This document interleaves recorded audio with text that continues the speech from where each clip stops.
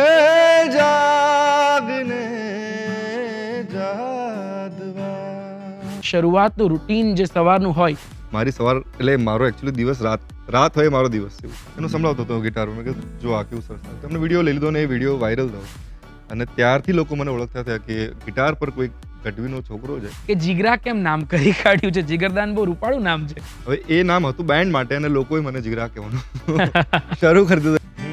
મને શોધ્યા કરું પણ હું તને પામ્યા કરું. તું લઈને આવે લાગણીનો મેળો રે, સાથ તું